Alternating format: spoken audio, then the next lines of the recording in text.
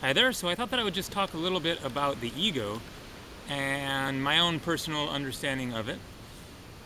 And the ego definitely gets a lot of bashing in various spiritual discussion, and certainly to some extent for good reason.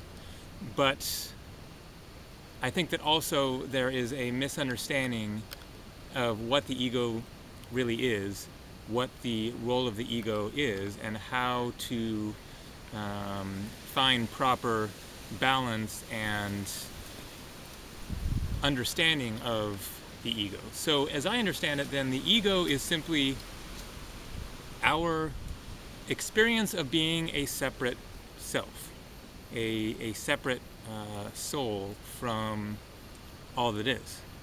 And this is both illusory and true, because we are separate selves.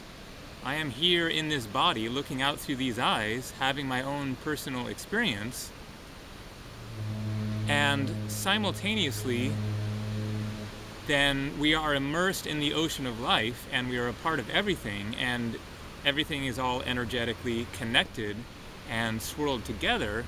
But there is a very real energetic phenomenon of being a separate self. That is an energetic reality within our consciousness. And so when people like to say separation is an illusion, it's all illusion. It's all illusory. Nothing is as it appears. The whole world, the whole universe, our conception of who we are, who or whatever God is, it's all a big illusion. Here's the thing. Illusion does not equal unreal. Those are two completely separate concepts. So just because the world is an illusion doesn't mean it doesn't exist.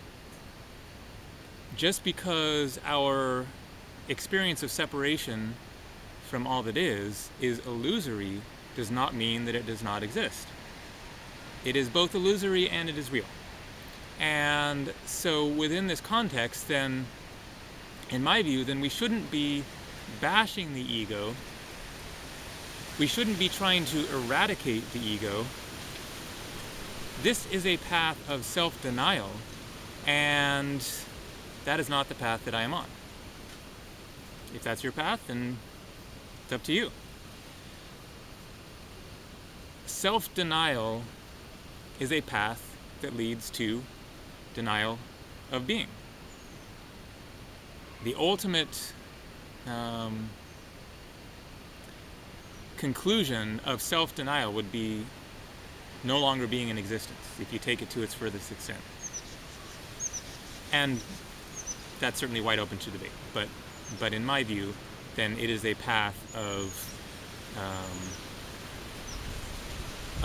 minimizing oneself, of denying oneself, of denying the world, of denying reality, and for me, it's the wrong direction.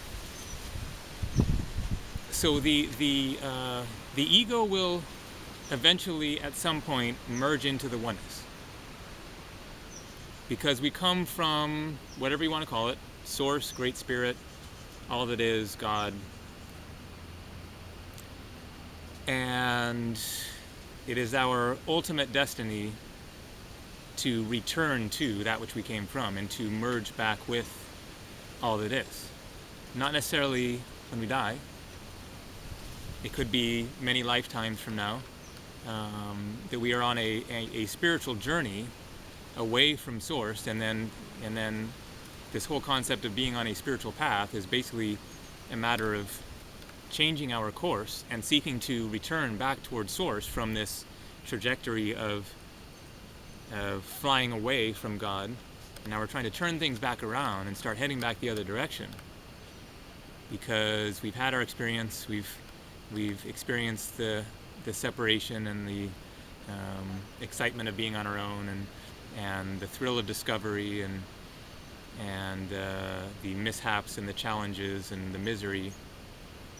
And we're not done with all that yet, but we're starting to think, I think I'm ready to start turning back the other direction and turn this train around and start heading back towards the light. And so the ultimate resolution of our individual soul is one of merging back into all that is. It is not a path of eradicating who we are. And so that is why I'm not a proponent of the death of the ego, is because there's nothing whatsoever wrong with the ego. The ego is simply an inevitable element of being a separate being, being a spiritual being, having a human experience, or however you want to phrase it. There is imbalance with the ego.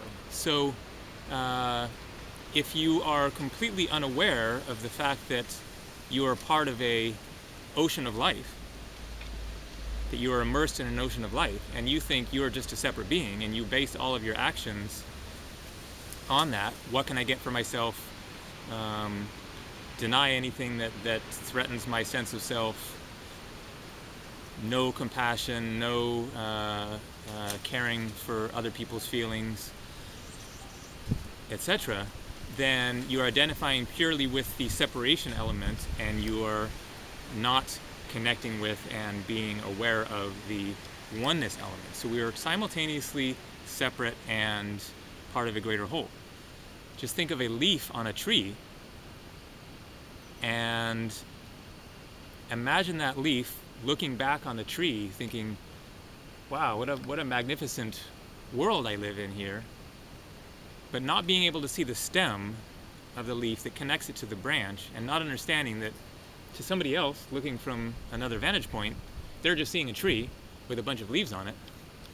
And meanwhile, from your perspective, you're a separate thing that doesn't realize that it's attached to this tree and that it's part of something greater. So we are simultaneously having a separate experience, even as we are an expression of something much bigger. And so, from my view, then it is a matter of finding proper balance and understanding of both recognizing that we are, for a temporary period of time, but perhaps quite a long period of time, a separate being, but that we come from the whole and will eventually return back to the whole. And so our mission is not to eradicate ourselves, it is not to obliterate the ego, but to find balance with it, and to recognize and honor the fact that we are a separate being, even as we are part of something greater.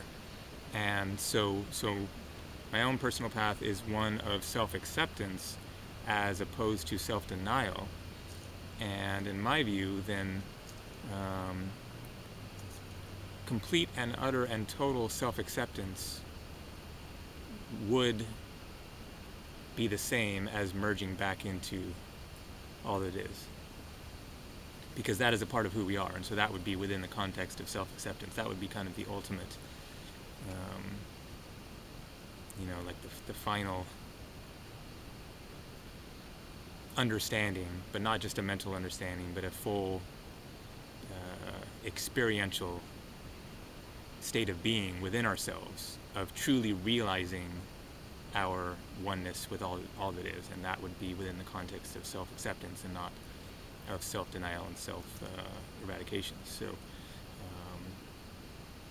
the ego is neither good nor bad, it just is, and it is part of the deal, and yet it will eventually fade away.